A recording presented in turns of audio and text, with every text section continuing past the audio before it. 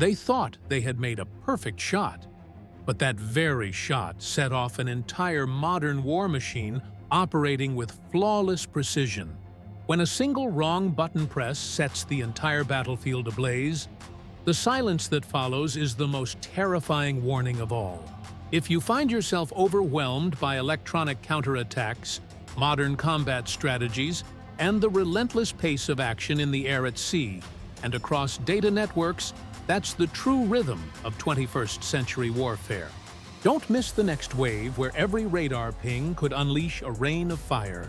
Power Insider will continue to take you to the heart of battles, fought without gunfire, yet powerful enough to change the entire global landscape. In less than 30 seconds, the skies over the Red Sea turned into an electronic battlefield. A missile is launched by the Houthis, and immediately the most advanced countermeasure system in the world is activated. That wasn't just an ordinary skirmish, it was a true test of 21st century warfare strength. This is Power Insider, a place where you don't just witness the battle, you also gain insight into how an entire military machine operates behind every push of a button. Today we're analyzing what seemed like a minor skirmish, but it ended up sparking an entire counteroffensive campaign with strategic significance. On March 22, 2025, the sky over the Red Sea was exceptionally clear, with crystal-clear visibility. A U.S. Air Force F-16 Fighting Falcon glided smoothly through the sky on a routine patrol mission, and everything seemed to be unfolding just as expected. But then suddenly, a bright red warning signal flashed on the HUD screen target lock radar. Next came another bright flash, followed by another missile launch. Brake, brake, brake. The pilot reacted instinctively, yanking the control stick sharply to the right. Flares fired off all at once, and the electronic countermeasure system was activated immediately. The distant Predator, a Saeed heat-seeking missile launched from Houthi-controlled territory in Yemen, silently roars toward its target. Life-or-death moments hang suspended in the air. The roar of the engine echoed as the F-16 dove to escape, while on the ground the EA-18G Growler electronic warfare team unleashed powerful jamming signals, tearing apart every radar signal. High above, a U.S. Navy E-2D Hawkeye circles with its radar, scanning the situation, all monitored in real time from the deck of the aircraft carrier USS Dwight D. Eisenhower. The missile stubbornly locked onto the engine's heat trail, making extremely precise course adjustments, only 30 seconds left until impact. The brave pilot yanked the jet into a sharp turn with a force of 9 Gs, the airframe shuddering under the tremendous pressure, while continuing to launch flares to deceive the missile's infrared seeker. Fox 3 defensive. The pilot's voice rang out, announcing the launch of a medium-range self-defense missile to buy more time. Brilliant flares burst behind the aircraft in a last-ditch effort to confuse the missile's seeker. And then, a powerful explosion echoed across the sea and sky as the Saeed missile was diverted and detonated in mid-air, far enough away to no longer pose a threat. The F-16 kept flying, surviving the attack. But now the question isn't just, how did the Houthis get their missile this close? It's also, what happens when you fire and still miss? Because clearly, this isn't just a dogfight in the sky. It's a major trap. A missile doesn't just appear out of nowhere. For weeks, the Red Sea has been a literal and figurative hotspot. Commercial ships have had to constantly change course. U.S. destroyers are patrolling the waters, and the Houthi forces are becoming increasingly daring. Just a few days ago, an American MQ-9 Reaper drone was shot down right off the coast of Yemen before it could respond. Immediately, the Houthis posted a video of the scene on Telegram, boasting about their achievement as if it were a major victory. This provocative display of power obviously won't go unanswered, but it only serves to fuel their overconfidence. The Houthis are mistaken. They think that if taking down an MQ-9 drone is easy, then shooting down an F-16 will be just as simple a deadly mistake.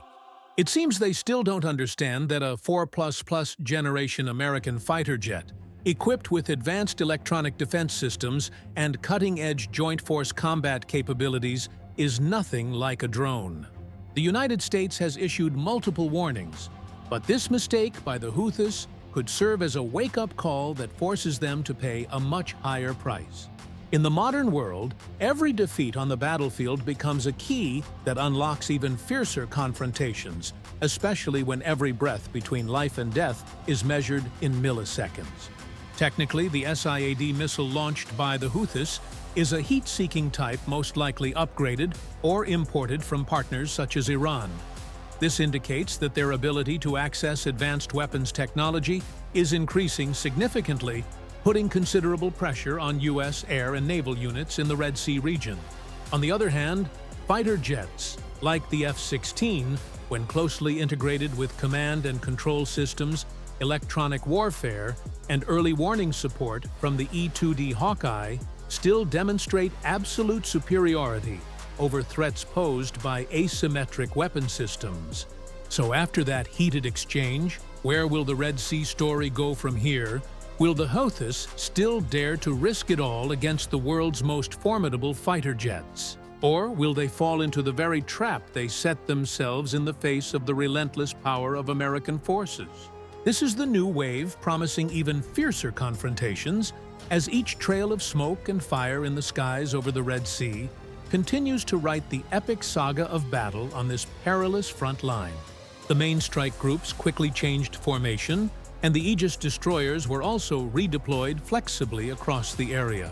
However, the Houthis, backed by Iranian technology and training harbor the illusion that they can keep escalating without facing any real consequences. As the American F-16 entered their radar net, they immediately opened fire, hoping to catch their opponent off guard. But this time, the fighter jet was no longer surprised, it actively fought back. What's noteworthy is that the F-16 wasn't just randomly flying a patrol. It is a key link in the ISR network, which includes intelligence-gathering surveillance and reconnaissance established along the Yemen coastline with the mission of sniffing out any enemy missile activity. However, at that moment, the pilot had no idea that he was the final target in an extremely dangerous game of traps and counter-traps. Just a few weeks earlier, the Pentagon had secretly made a complete shift in strategy and rules of engagement. No more waiting patiently. Any radar that mistakenly locked onto a target would be identified as hostile, and if a missile was launched, the counterattack would be immediate. The rules of the game have changed, and this time the Houthis launch system made a fatal mistake. They left their radar on long enough to be detected fired and then couldn't escape in time because they hadn't managed to relocate yet. That was also their final mistake. Right on the USS Eisenhower aircraft carrier, every signal from the pilots was not only received, but also analyzed and encoded into attack coordinate data from live video feeds, heat signatures, and missile trajectories to GPS target locks. And it was here that the network-centric warfare system demonstrated its power without any additional verbal commands. All sensors from UAVs and F-16s to destroyers were instantly synchronized on a single kill chain. The battle was no longer about individual units making decisions, but about a unified military intelligence working as one. The countdown clock for retaliation has started, and in modern warfare, reaction time is faster than the blink of an eye. At an altitude of 28,000 feet, the F-16 swiftly banked westward, skimming the edge of Yemeni airspace. The pilot barely had a moment to catch his breath after dodging the first attack when the radar warning receiver lit up again. This time, a new contact appeared from a different direction. The first missile missed its target, but the danger wasn't over yet. At the same time, a barrage of radar signals came flooding in with multiple target lock-ons overlapping aggressively.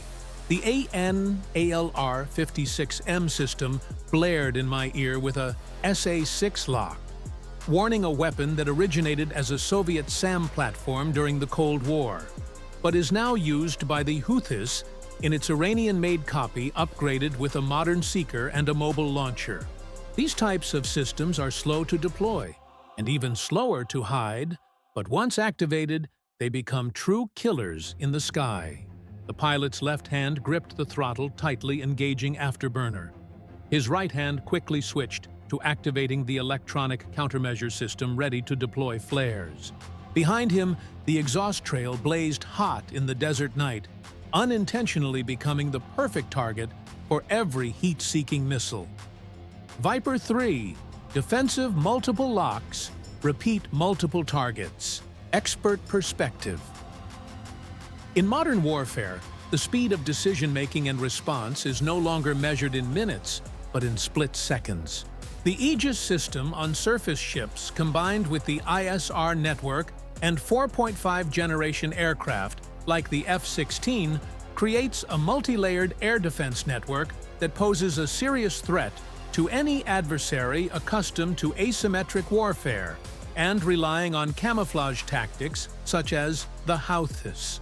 In the current wave of electronic air defense technology and medium-range missiles, this game of cat and mouse can shift the balance in an instant if there's even a moment of carelessness. At the critical moment at the strike location, the F-16 crew detected a dangerous signal from the Houthi tracking radar system. The airborne support aircraft, an EA-18G Growler from VAQ-140, nicknamed the Patriots, kicked off the electronic suppression campaign. Waves of electromagnetic jamming swept through the air like invisible smoke, crippling the enemy's radar systems and opening up a narrow life-or-death window for the F-16s. The pilot made a sharp dive, the G-force pinning him to his seat, blood rushing downward, his vision blurring, but he never let go of the controls. Flares burst brightly, masking his flight path like shimmering illusions flickering in the sky. Suddenly, the pilot pulled off another barrel roll at a speed of 800 miles per hour, just barely dodging the Syad missile as it streaked by less than 200 feet from the cockpit glass, making the plane shake violently. The moment of escape left the entire crew breathless, but no one knew that just above them, at nearly 59,000 feet, every development was being captured in sharp detail by the eye in the sky of the U.S. fleet, the MQ-4C Triton UAV, quietly circling and conducting surveillance with its state-of-the-art sensors. Without the need for weapons, this drone instantly collects heat signatures, electromagnetic waves, and target coordinates, then transmits the data back to the SANDCOM command center and the CIC aboard the supercarrier USS Dwight D. Eisenhower. The skirmish lasted less than 2 minutes, but its consequences would linger for hours afterward. As the F-16 circled over the Red Sea, awaiting further orders, the airspace became tense again, with the arrival of another F-16 from the 421st Squadron joining the effort to sweep the area for any potential threats. The commander's order rang out, contact confirmed. Lock on target, hold your position. Strike package is inbound. This means the attack squadron has been deployed.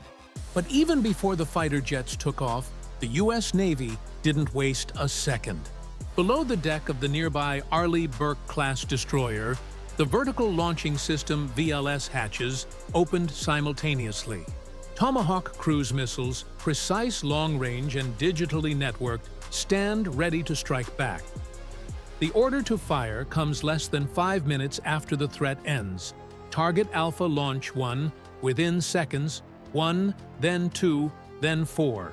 Tomahawks tear through the night sky toward the coast of Yemen as precise as a Swiss watch. It's all just a prelude.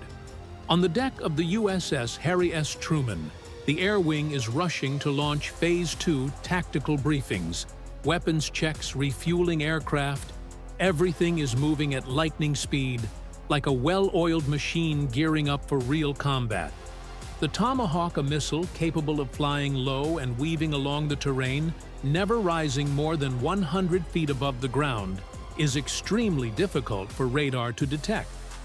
Even if its GPS guidance system is jammed, It can switch to DSMAC mode using preloaded satellite images to recognize the target's terrain with pinpoint accuracy right down to individual rooftops.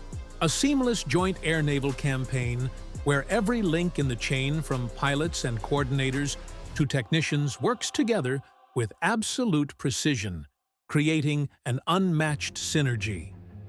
This power comes not only from technology, but also from discipline, courage, and the strategic connection between air, sea, and land. This wasn't improvisation, it was a carefully rehearsed scenario. The moment the missile shot into the sky, the U.S. Navy's response kicked in automatically. Even though the enemy's missile failed, the data it left behind was the real success. The exact location of the launch site, coordinates, tactical traces, everything needed in modern warfare, where information is more valuable than a fully loaded gun. At this point, retaliation is no longer just a simple response, it's an entire series of complex, interconnected, and powerful actions.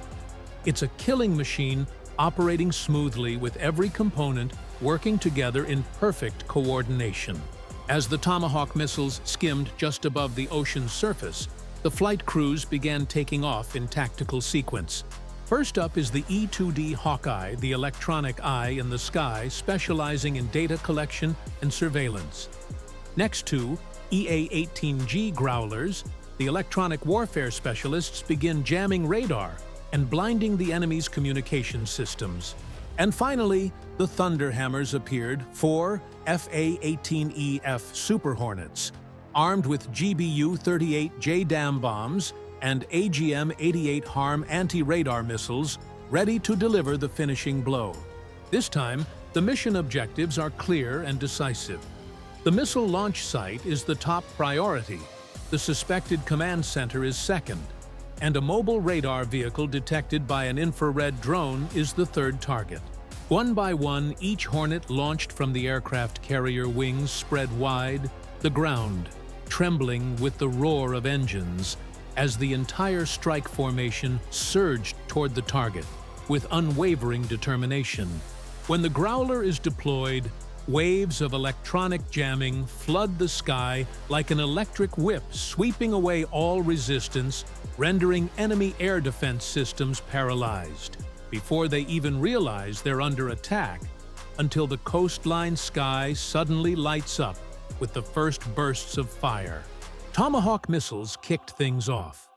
The radar vehicle was blown to pieces, and the launcher was blasted apart and engulfed in flames. Next, the Hornet Wasps went into action. From an altitude of 25,000 feet, the JDAM bomb dropped like a hammer of the gods, silent yet with pinpoint accuracy.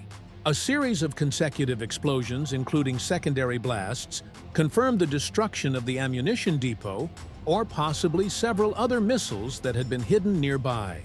The finishing blow, an AGM-88 HARM missile, locked onto the final radar signal emitted from the mountaintop station. As the missile struck, the entire area was engulfed in thick smoke and fire. Inside the F-16 cockpit, the one who initiated the battle, the pilot quietly tuned in to the communication frequency. No celebration, just a cold confirmation, target neutralized, mission accomplished. Returning to base. The skies over the Red Sea have grown quiet once more, but it's a calm that has been hard-won through firepower and unwavering resolve. The message to the other side couldn't be clearer. If you dare to attack an American fighter jet, you'd better hope your missile hits on the very first shot, because if it doesn't, what comes next won't just be another missile, but the overwhelming force of a full-scale modern war. People say that modern warfare happens at a dizzying pace, but more accurately, it's an art of precision surgery. Before the F-16 could evade the enemy explosion, the data link from the cockpit had already transmitted a complete set of information, time trajectory, GPS coordinates, and heat signature, all the details the U.S. Navy needed to create a comprehensive overview of the battlefield. Not only did they see the attack coming, but they also pinpointed the exact bridge where it was launched, and that was what changed the game. Further analysis. The kill chain style of coordinated combat, an extremely high-speed chain of lethal actions based on near real-time data, is becoming the most powerful weapon in the U.S. military's arsenal. In the context of rapid advancements in sensor technology and artificial intelligence, the time from detecting a target to eliminating it has been reduced to just minutes or even seconds, turning any attempt at a surprise attack into a suicidal gamble for any adversary daring to challenge American power. The atmosphere inside the Combat Information Center (CIC) on the USS Eisenhower suddenly shifted from a defensive posture to an intense readiness to strike. There was no shouting, no sign of chaos, only sharp, quick voices confirming positions, reporting statuses, locking onto targets, and relaying streams of critical data without interruption. The control system confirms the coordinates. The missile launch grid is ready. Alpha target is hot. Commander Eisenhower doesn't hesitate for a second. A brief commanding order rang out, "Package Bravo. Execute." At that very moment, the strict countermeasure was officially set in motion. No unnecessary moves, no mercy. This isn't just a light slap. It's the U.S. Navy's Thunder Hammer. Package Bravo is the name for a series of integrated multi-domain attacks that combine cruise missiles, airstrikes, and intense electronic warfare. Any weapon system that engages in hostile actions by firing at American aircraft or even dares to lock on to a U.S. target is fair game. And this time, the Houthi militants have triggered that wrath on their own. The retaliation plan began to unfold, starting with an Arleigh Burke-class destroyer operating 100 miles off the coast of Yemen. The ship's vertical launch system, VLS hatches, opened simultaneously like steel flowers, each silo towering 25 feet high and packed with the legendary Tomahawk cruise missiles. Guided by GPS, with a range of over 600 miles near perfect accuracy, and requiring no pilots or target confirmation, the Tomahawk needs to know only one thing: the target. 4 Tomahawk missiles launched one after another quietly, without fanfare, leaving behind only a low, muted roar and faint trails of smoke across the sky before gradually disappearing from sight. Each target was locked in and confirmed the Houthi SCIAD missile launch site was the #1 target. The mobile radar vehicle was the second target. The suspected C-2 command and control station near Ras Isa was the third target.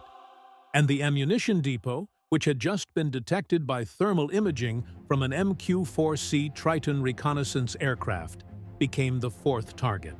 Everything was pre-programmed. The missile was launched in less than 5 minutes, fast, precise, and utterly ruthless. Meanwhile, 70 miles away on the USS Truman aircraft carrier, the deck was buzzing with activity like an anthill before a storm. Steam pressure hisses through the catapults as the Red Shirts ordnance crew hurriedly load GBU-38 smart bombs and AGM-88 HARM anti-radar missiles, while the Green Shirts refuel the war machines with clockwork precision. The Yellow Shirts wave their arms directing the FA-18 Super Hornets, these iron birds, into position. The air is thick with the smell of fuel mixed with the salty tang of the sea. A rush of adrenaline fills the senses. Above all, the E-2D Hawkeye early warning aircraft had taken off long ago, its radar dome constantly sweeping the sky and creating a real-time living map of every movement in the air and on the ground. A series of thunderous roars erupted as 2 EA-18G Growlers joined the action, not just ordinary attack aircraft, but jamming war gods equipped with the ALQ-218 system for intercepting enemy signals and powerful jamming pods. The mission of the Growler is to turn every Houthi radar into a blind spot, stripping away their ability to lock onto targets and causing total chaos. Control of the skies now belongs entirely to the United States. Right behind the Growler squadron, 4 FA-18 Super Hornets, armed with devastating payloads, were ready to charge straight into the heart of the action. A fiery display by the U.S. Navy's air power about to write the next chapter in the ongoing sweep. The tactics of the U.S. Navy are not just displays of power, they are invaluable lessons in speed, precision, and perfection in the execution of modern warfare that few countries can match. The entire squadron of fighter jets took off fully armed with weapon mounts, securely loaded with JDAM smart bombs and high-speed anti-radiation harm missiles. These advanced weapons are not only programmed to strike their targets, but can also track the source of a signal and eliminate all transmissions in the area. Silently flying at high altitude, the U.S. Navy's MQ-4C Triton reconnaissance drone continues to monitor every movement below. It's a silent surveillance machine equipped with cold, unblinking eyes that capture every heat signature. The Triton records everything from the heat trails left after an airstrike to the movement of vehicles and any attempt by Houthi forces to relocate or retreat. At the slightest sign of suspicion, Triton immediately detects and marks the target, then transmits this data stream via satellite to the Fire Control Center aboard the USS Dwight D. Eisenhower aircraft carrier. That's not all. If there are any changes on the battlefield, the control team can quickly and flexibly adjust their attack strategies almost instantly. This isn't an act of emotional retaliation, it's a blueprint, a meticulously orchestrated high-tech campaign where every link plays a crucial role in the overall architecture of modern warfare. At exactly 2:12 p.m. local time, the first Tomahawk roared down and completely obliterated its initial target, the Alpha missile launcher. Reconnaissance drones immediately captured footage of secondary explosions, clear evidence that the weapons depot had detonated violently. The heat in the target area continued to blaze intensely for more than 20 minutes afterward. Just 2 minutes later, the second target, a radar surveillance vehicle, was also engulfed in flames, turning into a bright orange fire along the coastline. The last radar signal it emitted became a death trail, guiding the harm missile straight to it and sealing its fate. Next was the third target, believed to be a command center, buried deep in the hillside and carefully camouflaged, but all those precautions proved useless. A 2,000-pound smart bomb plunged straight down from over 20,000 feet, blasting open the bunker door, while a second bomb instantly brought down the entire command center.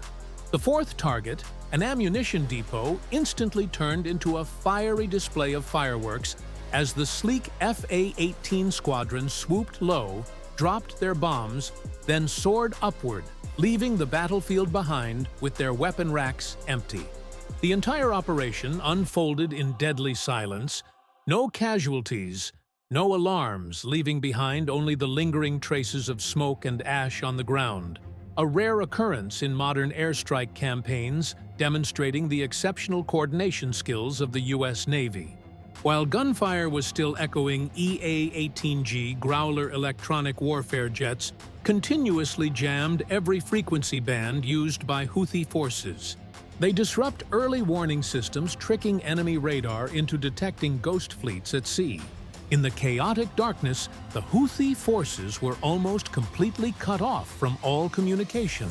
No information, no radio, every screen pitch black. A familiar scenario on the modern battlefield, while the enemy is still in a panic, trying to figure out why they're under attack. They can't even communicate internally to save themselves. It's the perfect combination of the destructive power of weaponry and absolute control over information, the key factor that determines victory on today's high-tech battlefield. From now on, any nation daring to challenge the might of the US-led coalition will have to think twice. It all started with a single bullet fired at a conventional fighter jet. But in return, an entire massive war machine struck back. The retaliatory strike was not just aimed at the Houthi forces, but also served as a stern warning to their Iranian backers.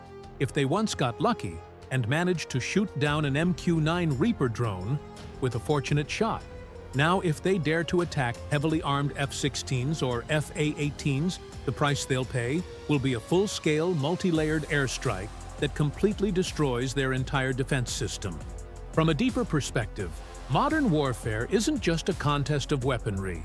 It's a battle of organization, technology, reaction speed, and the ability to dominate the entire battlefield, something that only superpowers like the United States can successfully orchestrate. Notably, when the rhythm of warfare shifts to such a systematic architecture, it's not just the enemy who trembles in fear.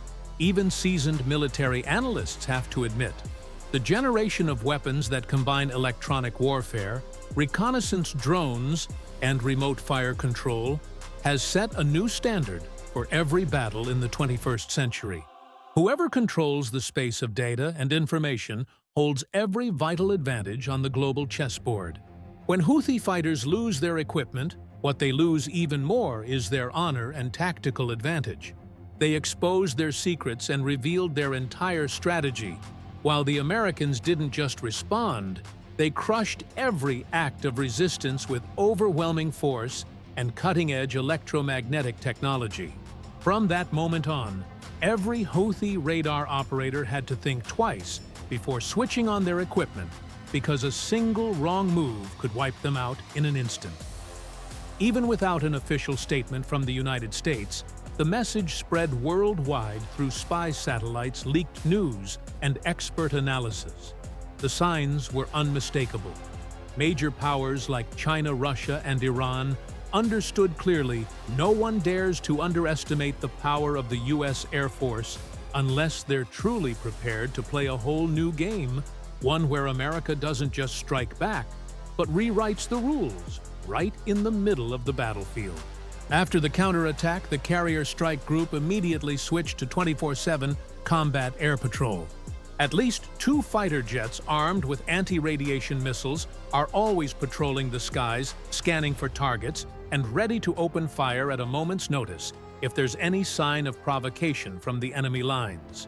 The Houthis once thought they could fire at American aircraft and slip away unnoticed, a deadly miscalculation.